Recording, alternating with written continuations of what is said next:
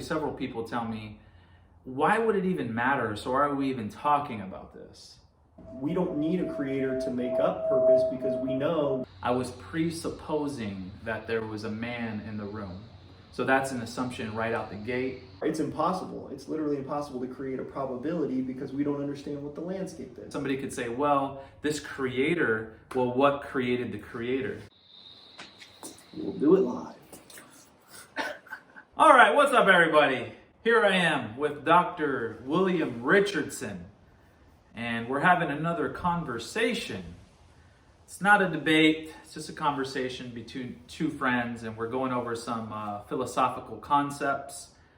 And if you happen to catch the previous video that I made, I talked about this analogy that I came up with, and I got different opinions. I sent it to a bunch of my friends that I knew that would have a different opinion than me because I wanted to hear their counters, kind of their counter arguments. So I wrote those things down on this little piece of paper, and these are the things. I haven't really even thought about it too much. I just, got their counters, and I'm going to present it to Bill, and then we're just going to kind of talk it through. I will be using the word creator in this video, okay? I'm not going to use another word that gets people real disconnected and turned off. So as you watch this video, I want you to try to come at it from that perspective, okay? I'll use that word creator. I'm not saying that the creator is good. I'm not saying that the creator is from any specific religion, or I'm just a creator from a perspective of some kind of entity, some kind of mind that made something. So that's what I mean when I use the word creator. Do you have any questions, Bill? Any thoughts? No, I think earlier you said that you also wanted to say that you were talking more in terms of probability. You weren't saying that there is or there isn't a creator. You just wanted to make it clear that all of our discussion is based on probability, that it's either more likely or less likely. Is that right? That is correct. And that's actually one of the counters that I received. Damn it. Well, I'm sorry. Then. No, that's good. I just ruined your... Dude, you messed everything up, Bill. No. So basically I talked to a couple of people, and one of their counters to what I said is that I was insinuating that there had to be a creator. So I want to make it clear that that's not my stance. First off, I want to say, I've said this many times in other videos, but if you've never watched any of my other videos, I used to be atheist for a long time. So that's basically the stance that there is no creator.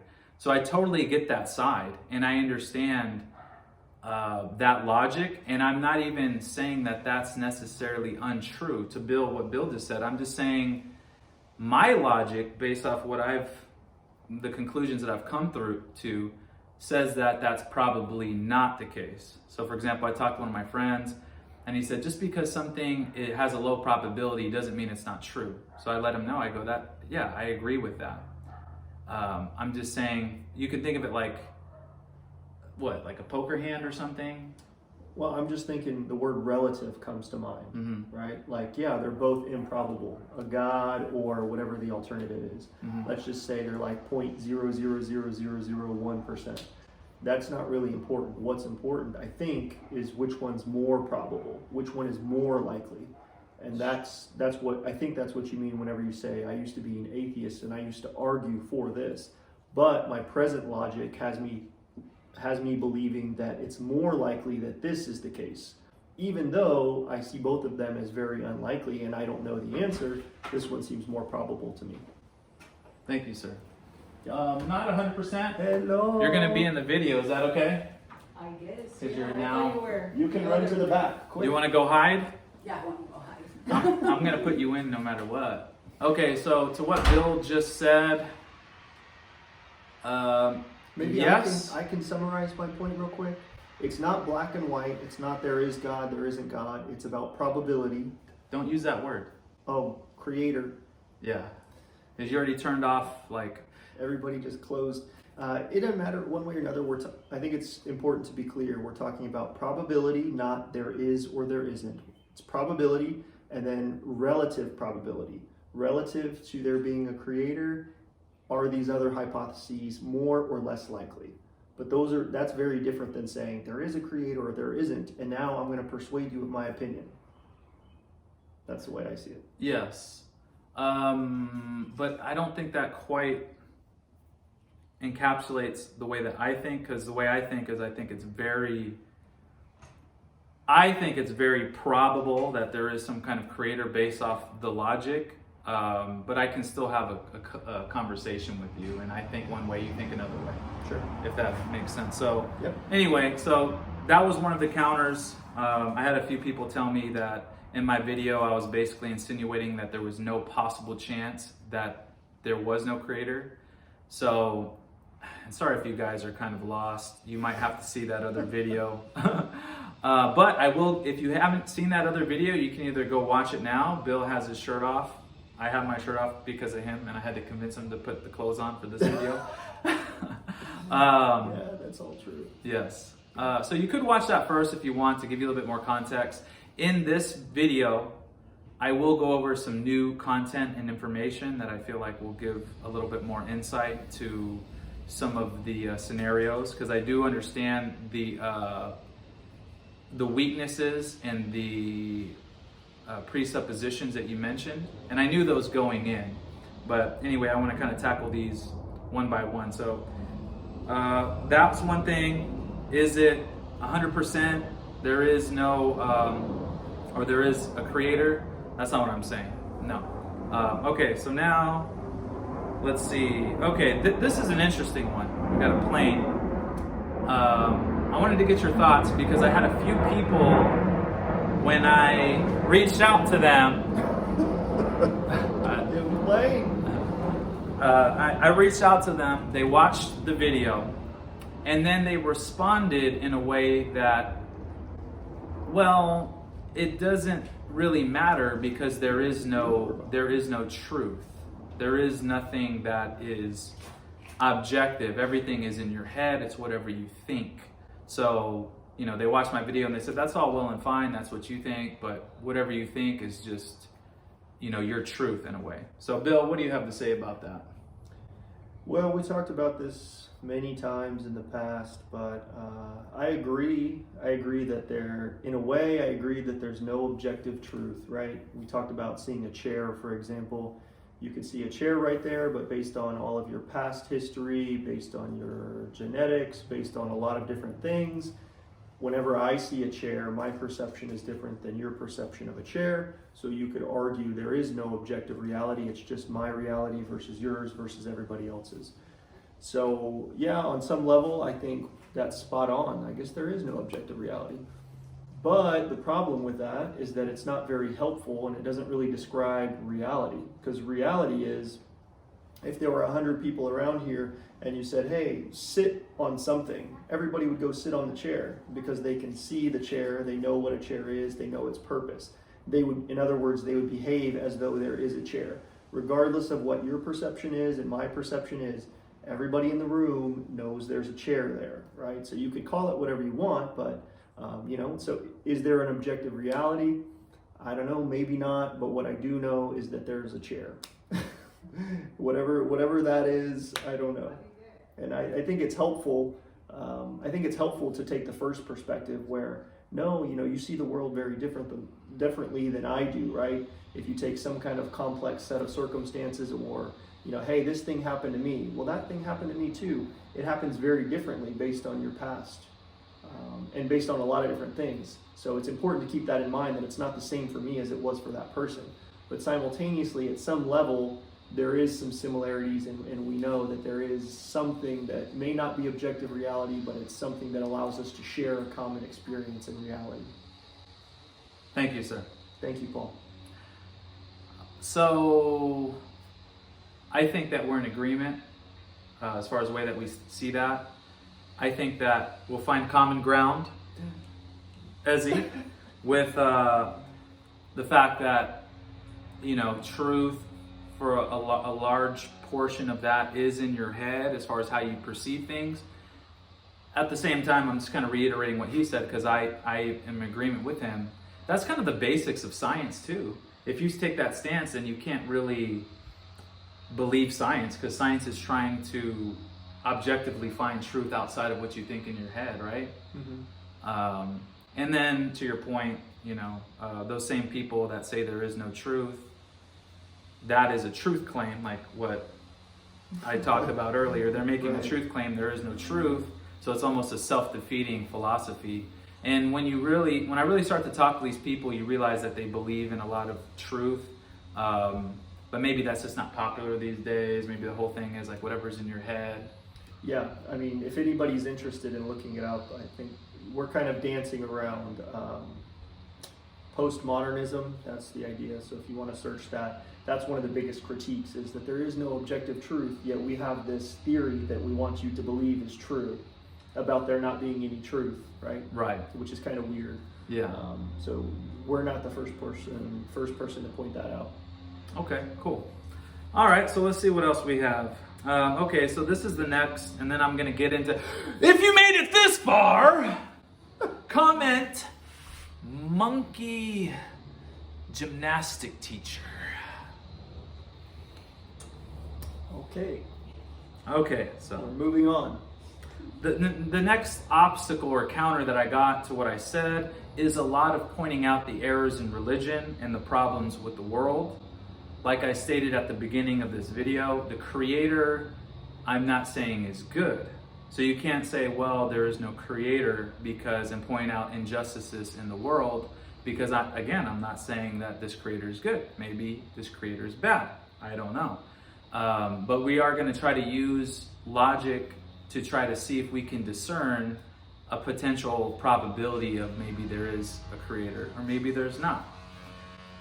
So when thinking about this, if your mind starts to jump to any kind of morality argument on why there is not a creator, try to get your mind out of that mode and try to just stick to the subject of what I'm about to kind of cover. So now I'm going to go over the last thing that I got is basically, I had a few people tell me that I was presupposing that there was a man in the room. So that's an assumption right out the gate. And if somebody doesn't believe in a creator, because it was an analogy between a man and creator, the fact that I even put the man in the room is automatically forcing somebody into a decision, which I agree with. I totally agree with that. In the last video, I said this is a general statement. It's a general statement that most people, that's kind of like the two options you have. A lot of people don't put a lot of thought into this. Their general kind of options are everything came from nothing, or that everything came from some kind of designer, a creator. That's why I use the analogy in that way. Yes, there could be more options. Yes, it is assuming that there is a man in the room, totally.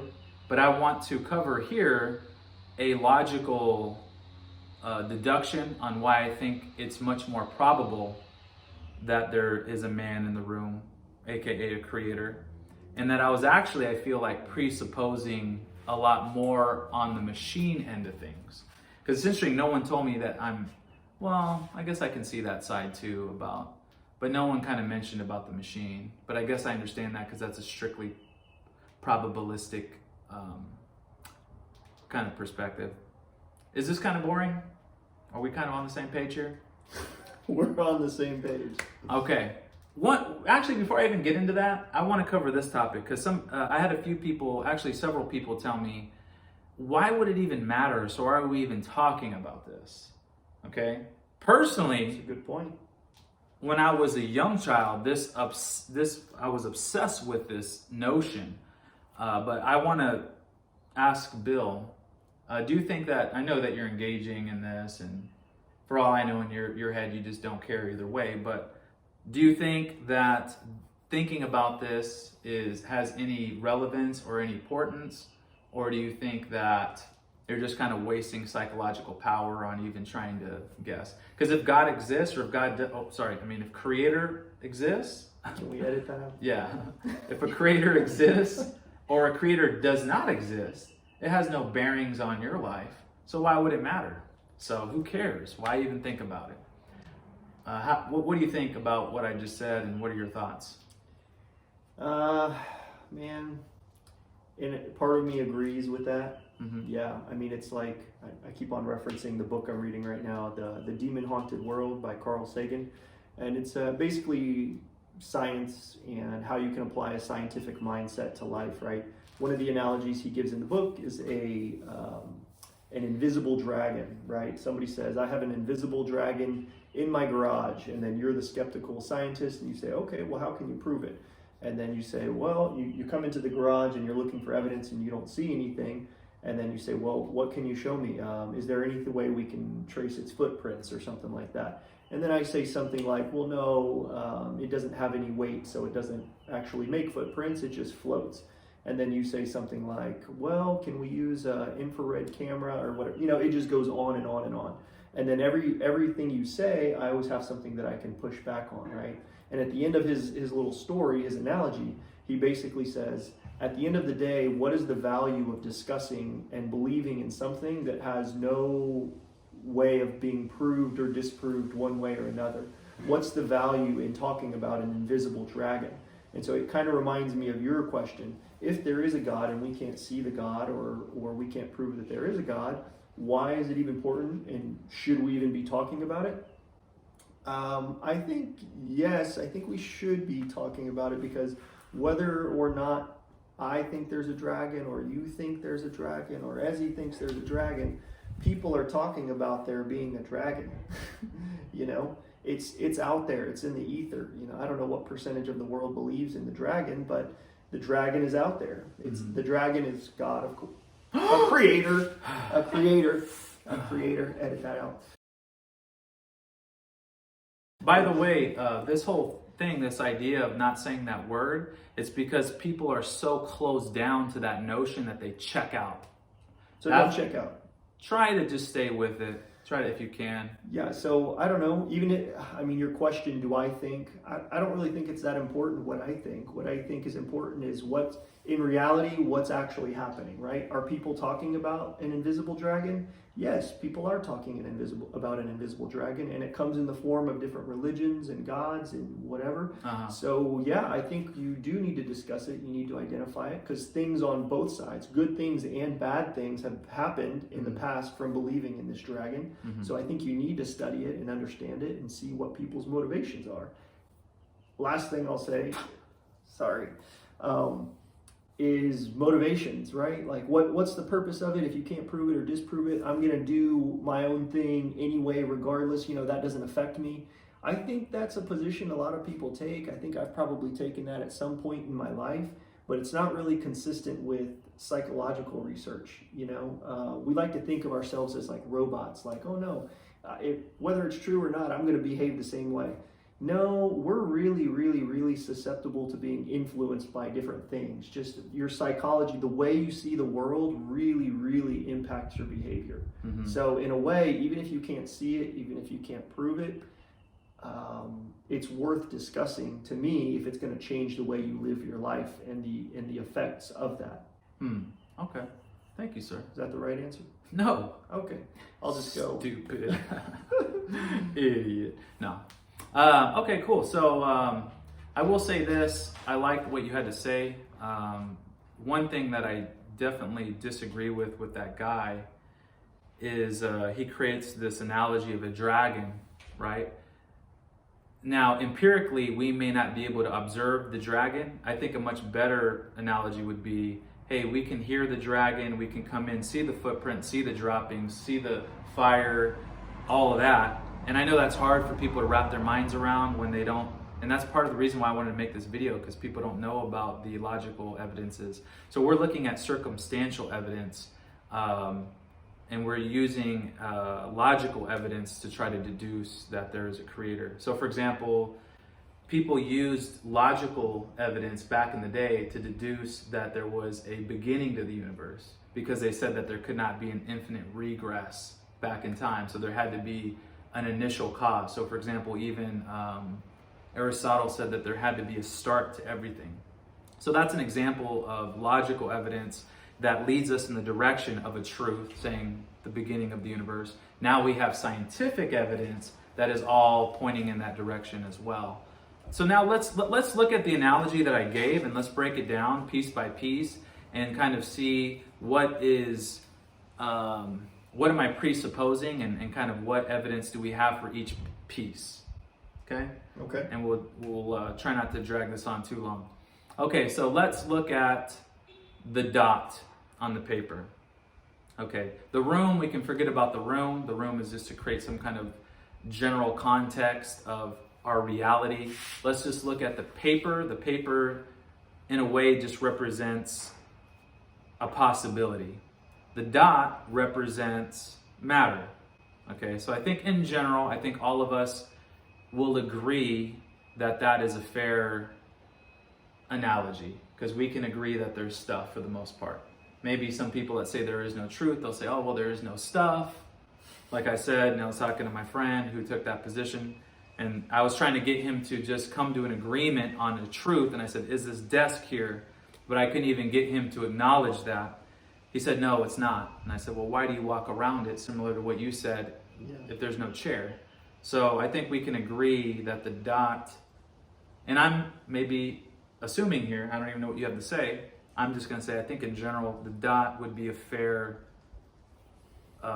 analogy, creation stuff. What do you think? Am I going too far? Is that overstepping any boundaries there? No, I think saying the dot is stuff is okay. Okay, so the dot is stuff. Now, the problem is the man, because there's a man there. Like, I had a friend say, well, there's no way.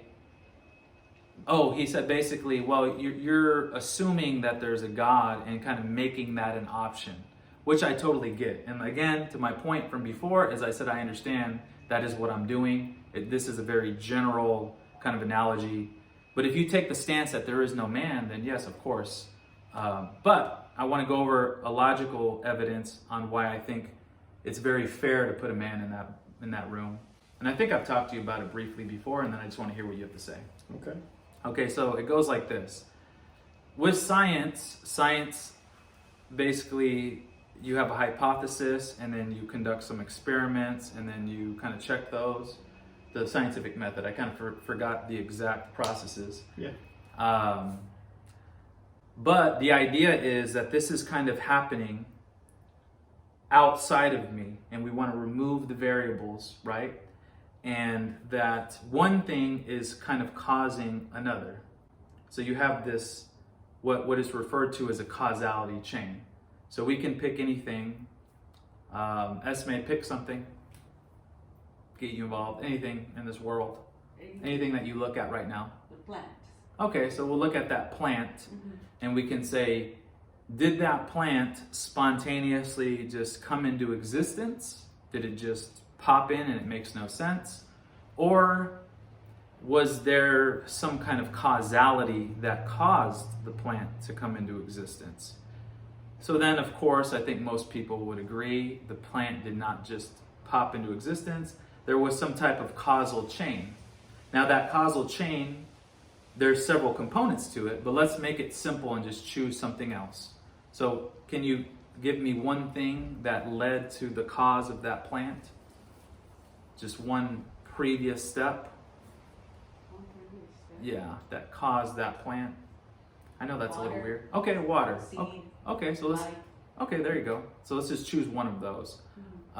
Let's say the seed. Okay, so the seed caused the plant. Did the seed just pop into existence and didn't make any sense, or did that have itself a cause? I want to say it has. It has a cause? Okay. So now, follow me here. Just stay with me. Okay, so give me one thing that could have caused that plant, or that seed now, to come into existence. Could be anything. It could be anything. It could be anything that you feel like led to that chain of events that caused that seed to come into existence. Can you think of something that caused the seed? Another plant. Okay, there you go. Another plant. Okay, so now what I'm doing here is I'm creating a causal chain, right? And that causal chain is going to keep going back in time. Eventually you might come to, other things in other plants, right? Maybe, who knows? And then eventually you might come to water, like you said. Well, where did water come from? How did water come into existence? The earth. Eventually you start tracking it back, and this is what Aristotle came to. He said that there can't be an infinite regression of causal chain. Like imagine like an infinite series of dominoes. Something had to set those dominoes into motion, right? Or maybe there's just, even though we can't really fathom it, maybe there's just an infinite link of dominoes. But now we know, because of science, that most scientists agree that the universe did have a beginning. Because we know that the universe had a beginning, we trace that causal chain all the way back to the start of everything. We now know through modern physics that all of matter came into existence at that moment. That's what they believe, at least. They say all of matter came into existence at that moment. Before that, especially before, they said that all of that came into existence from nothing. That was the standard stance. There are some new theories out there, but we'll just keep things simple from that regard. Okay, so you have everything coming into existence, and we also know that not only did all of matter come into existence at that point, but also all of time. So as hard as that is to understand, there was no time before the Big Bang, because time started at the moment of Big Bang, in addition to all of matter. Okay? So now this is the logic. You have that causality chain, you trace it back. We now know through scientific evidence that the universe did have a beginning, because before, the stance was the universe was eternal. That was the prevailing stance, because it's very hard to come to the belief that everything came from nothing, because that doesn't seem to make sense. Yeah. So now you have some kind of logical conundrum there, if you believe that there is no creator, because now you have to explain, how did the universe start? Mm-hmm. Okay. Now, the universe had a beginning. We can start, I don't know if this is treading too far. I don't think it is. Let me just go into a little bit more here. So the universe had a beginning. All of the universe started. So you can start to kind of deduce the attributes of what potentially could have started the universe. The universe is like, if you think about the sun, the sun is like, at least from our scale, it's so massive and powerful.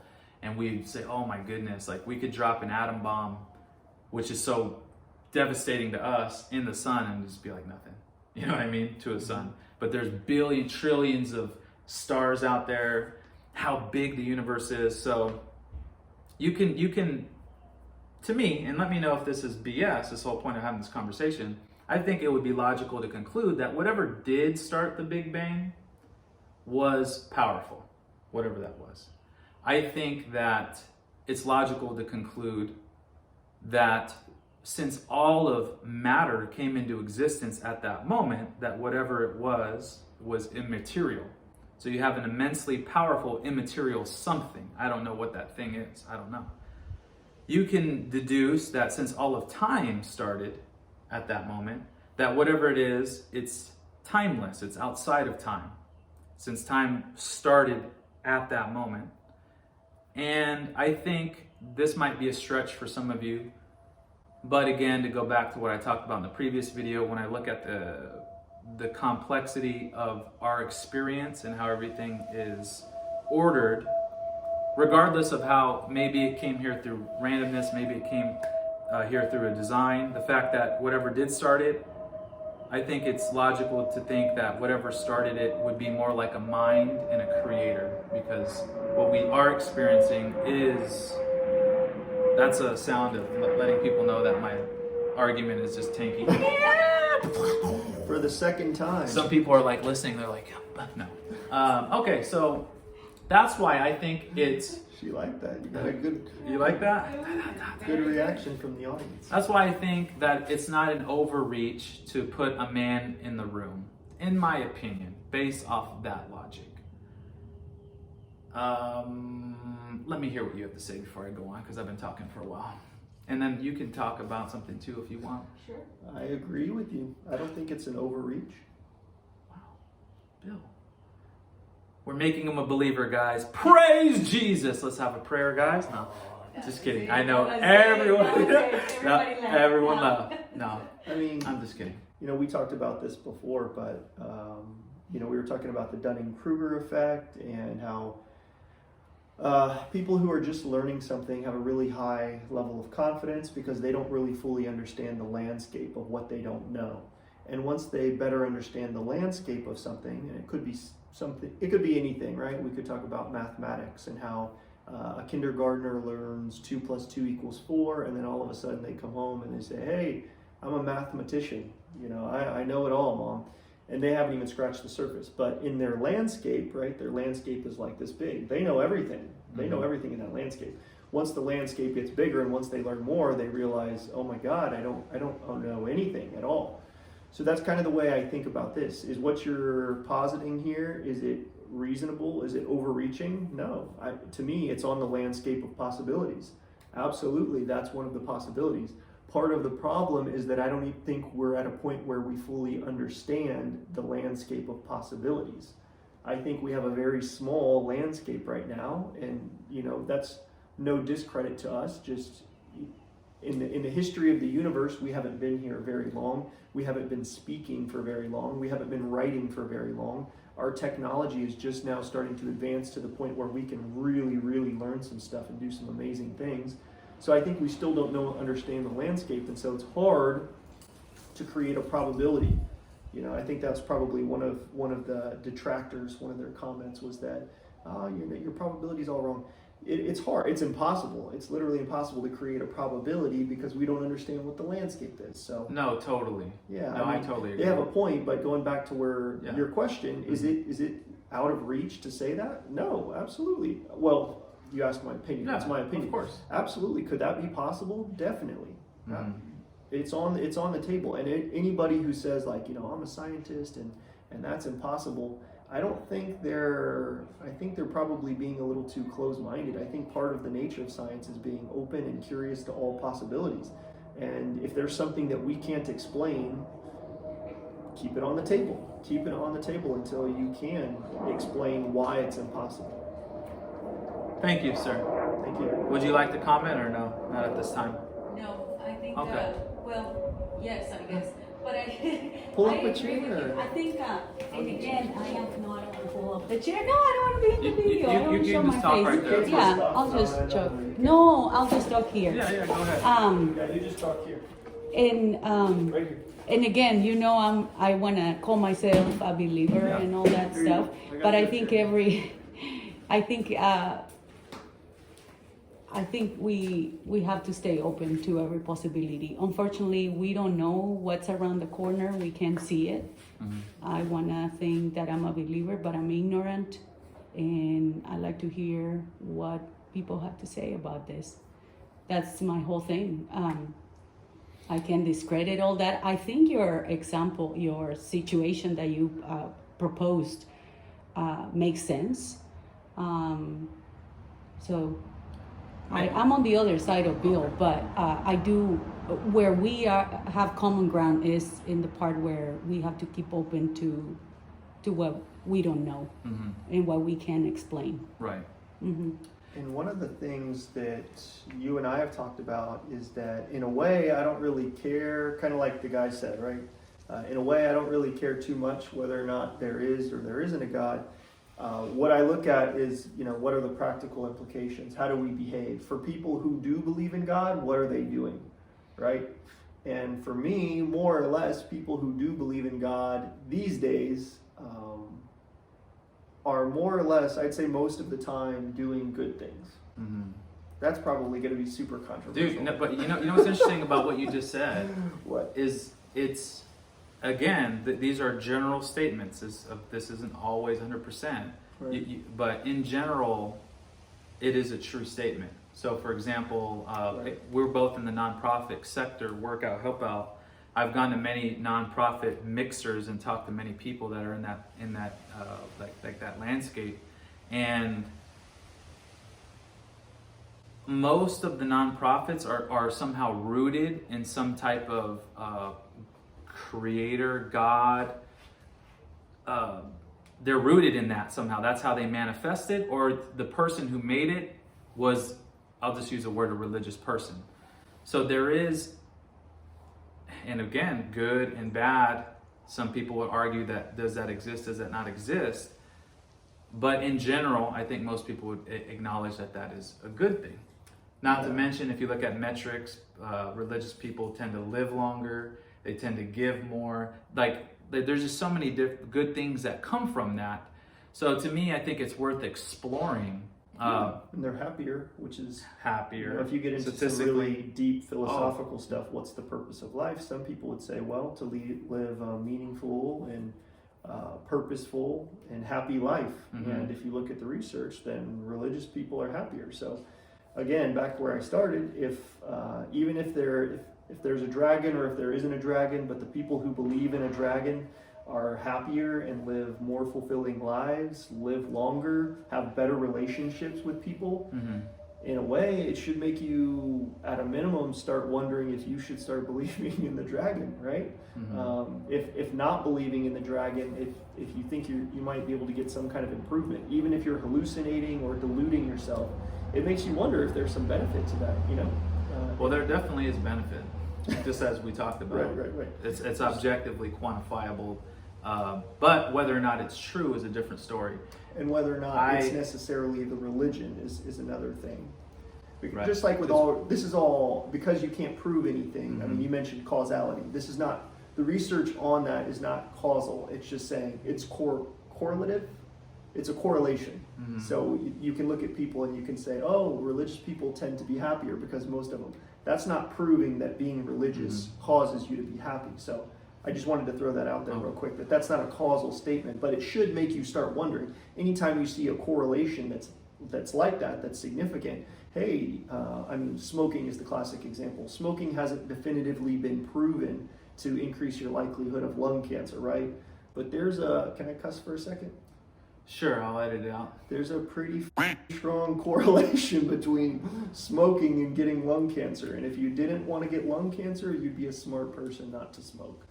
Personal preference, but my point is correlations aren't everything. They're not causality, but there's something. It gets you moving in the right direction. So when there's something that we can't prove based on our modern tools and based on the understanding of what we're trying to prove, you should look at correlations and start trying to piece the puzzle together. So I'm open to that. Okay, thank you, sir. I will say that I think that question is such an important question. I was talking to one of my clients about it, and several people, again, have told me, like, what's the point? Who cares? The way I kind of see it is, like, for example, I'm looking at your lawnmower there. I can think, did that lawnmower have a creator? Or is it random? I know thinking is it random sounds kind of stupid, but let's just say that both those are feasible. The thing about it is, if I come to the conclusion that there is a creator with the lawnmower, it allows me to interpret that lawnmower in a different way. Now I think, well, what's the purpose of the lawnmower? I can look at a lever and think, oh, I can adjust this here. This lever was here through design. That versus thinking if it's random, I'm going to look at the lawnmower in a much different way. And I think that was one of the reasons I sent you that video as a scientist, and he talked about that's why religious people were the ones who essentially founded the scientific method, because they believed that our universe is intelligible, discernible, consistent, and we need to essentially find out the order in which God had created. And that kind of sparked that whole scientific revolution. Yeah, I would agree with that. I think it's possible. It's possible, but it's really difficult to find. So you were using the example of the lawnmower, right? Mm-hmm. Believing that the lawnmower was put there with a purpose gives you a different framework to view the world. Mm-hmm. And I think that framework gets understated by a lot of atheists, right? A lot of atheists would say, okay, well, yeah, maybe religion provides you with a creator and that provides you with purpose in your life, right? Well, you can also find purpose without a creator, right? You could look and you could see people suffering around the world and you could help those people and that will give you purpose. We don't need a creator to make up purpose because we know we've been alive for a long time. We've got books, we've got traditions. We can see. You hear that, Bill? Your argument's taking. Oh, yeah. Sorry, I'll buddy. just stop. I will say this though, you're stepping outside of the creator thing and you're going into a purpose thing, which is something different. But I think purpose is tied to God, or creator. Go ahead. Well, I was just trying to touch on what you said about the Yeah. lawnmower, right? Mm-hmm. It helps you see the world differently. Right, and right. believing in God helps you believing in a creator helps you see the world differently, and I think there's value in that. I was just going to say that atheists feel like you can get value in your life without a God by helping other people, by having good relationships, doing things that we know to cause you to be happy, volunteering, right? All of those things an atheist would say, they don't have anything to do with God, right? You don't need to know who put the lawnmower there. All you need to know is that mowing your lawn makes you feel good and it's good for your community, it's good for this. Therefore, take God out of the picture because God has done a lot of bad things in the history books, right? Believing in God has led people to kill people. And that's an understatement at some of like the torturous things and some of the really crappy things we've done. Not only then, but today too, that still go on. So an atheist would say, extract God out of the picture. Let's take all the good stuff and then let's use that as our framework. I just don't think, I think that's kind of a cool thought experiment. It just doesn't seem to pan out in reality. You know, going back to our chair experiment, it's kind of cool to say that the chair doesn't exist, right? Oh, you know, you and I are having a really intelligent conversation. Yeah, this chair doesn't actually exist, and then we agree on it. But everybody's still behaving as though the chair is there. You lost me there with your connection. What are you talking about? I don't even know what I'm talking about at this point. Well, are you saying that it's more better to extract God out of it and just look at those specific things? I'm saying that you and I talking right now and just people having conversations about hypotheticals is fun, it's interesting, it's great. That's different than reality, right? So in the chair analogy, we have a chair and then people could argue the chair doesn't exist. And they could be really smart and they could articulate their point and you might listen to them and you might be like, wow. In reality, everybody knows the chair is there because we sit in the chair, you don't walk into the chair, etc., right? Right. So I'm trying to connect that to the God But situation. in what way, though? In the way that atheists will say, It's a sign. It's a sign, Bill. my argument's thinking again. I don't know if they can hear it. It sounds like... Go on. Argument Go on, Bill. in the same way that somebody really clever and smart could out-talk you about how the chair is not there, even though everybody's behaving as though the chair is there. Yes. It reminds me of the argument that an atheist would make, which is that, hey, look, we can do all of these things without God. You don't need God. Well, look, we have research on what makes people happy. Just use that research. My point is, that's cool. That's a nice little conversation that we can talk about. But in reality, I agree with you. Okay. In reality, Yes. that hasn't happened in Yes. history. Yes. Yes. Yes, I agree with you. In reality, what has happened?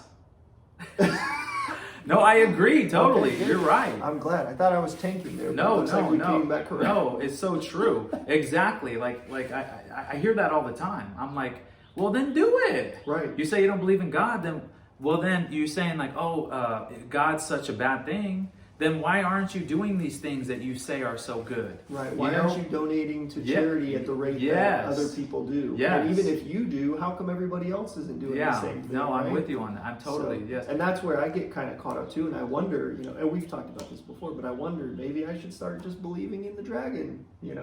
I'm open to the possibility. But see the thing about it, I want to make this clear, is I think it's much more probable to believe to his dragon reference. I think that it's more probable to believe in the dragon. Of course, if you're an atheist or you don't believe in God, the idea of a dragon is impossible. And actually, one of my friends, he sent me something. He said that this reminds me of the divine argument. And basically, the divine argument says that the notion of what I gathered when I read through it was that the notion of not believing in God, and I know that there's many people who believe this, I used to believe this, is so far radical that they can't even begin to wrap their minds around this idea that there is no God. I used to think that I was intellectually superior, and I was emotionally superior, so I thought that I could come to a conclusion that there is no God. But other people had to create this dragon, which is BS. Right. But the same thing is true on the other side, meaning there's some people that the idea that the dragon is so far out there that any evidence, they can come and see poop, they can literally see the dragon. No, dragons don't exist. It's impossible. Right. So, and they've already committed to that exactly, position, right? yes. And that's an anti-scientific approach, right? And that's what I mentioned maybe like 32 minutes ago or so, is that people who, we'll cut it. In the name of science, people will say, look, God's impossible, yada, yada, yada. They're not approaching that with an open mind and saying, okay, maybe this, maybe that. They're just definitive. It's more reasonable, it's more rational to say, right now, I don't see how that's in the landscape. If something changes in the future, then I'm open to that. Thank you, Bill. And I thank you guys for listening. If you made it this far, God bless you. This video is Creator bless you. Yeah, there you go. This video is geared towards people who haven't maybe put in a lot of thought. Maybe they're interested in some of these things. Maybe you kind of heard some things that you didn't really hear before. Of course, if you don't believe in God, you're just listening to everything and already just trying to counter it. Or if you believe in God, you're just like, of course, Paul, of course. So we're just trying to open I'm just trying to open the conversation. You asked me what was the point of this video. There is no point. Well, my point is that I want people to, let's say that if you believe in God and somebody asks you, why do you believe in God? I hope that you remember that causal chain. That's at least some kind of evidence in a way. I'm not saying it's 100%, but at least you can give something on why you choose to believe in a creator versus, which is fine if somebody takes a stance of it's just faith and that's just what I believe, that's okay too. But I think now that kind of grounds your faith a little bit more. And let's just say, Bill, let's imagine that you take the stance that there is no God and God is BS. At least now you got to hear another side. That way you can build a steel man argument against me and not just a straw man. Well, Paul believes in God because he's an idiot and he's like a little child and he believes in story tales, or whatever that's called. Fairy tales, yeah. Yeah, I mean, we were talking about that before we got on the camera, but I mentioned it too, is understanding the landscape, right? Like, in my opinion, the landscape is, let's say the landscape is this big, right? Mm-hmm. And we only understand this much of the landscape. Mm-hmm. Even with that, people who just believe in God, they're only looking at this part of the landscape. Mm-hmm. If they don't even understand the atheists. And it's the same thing, if the atheists only understand this part and they haven't looked at this part of the landscape where there's a plausible argument for God, then they're just limiting their own perspective. So I do think it's important, as you were trying to say, is to better understand your argument, you need to understand the counter argument against you. Right. And there's some really smart people who have said that in history before this. I will say this to your analogy. I believe that we're looking at such a thin sliver of what reality is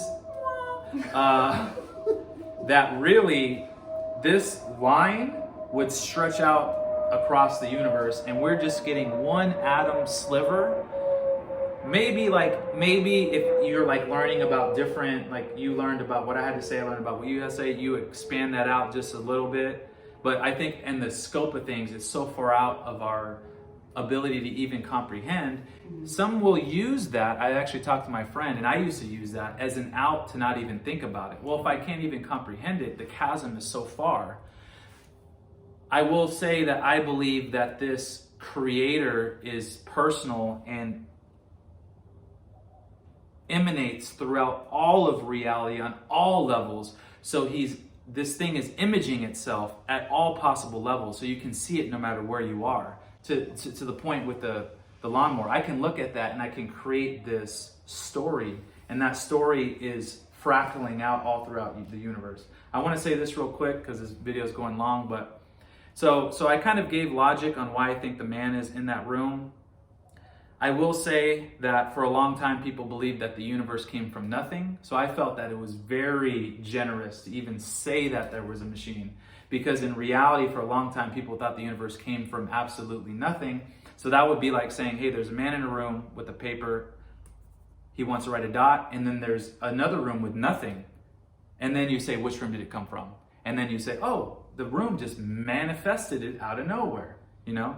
So I felt like it was very, like I said, generous in that regard. Let me cover a couple of quick things too. Maybe you can talk on this. Somebody could say, well, this creator, well, what created the creator? Right. The creator I had that thought. is creation. So it's outside of time and space, and it's the initial, it gives existence, it is existence itself. So that existence is basically the Alpha, the Omega, has always existed. I don't want to get into that because I feel like Thank God, because I don't understand it. Sorry, thank Creator, because I don't understand it.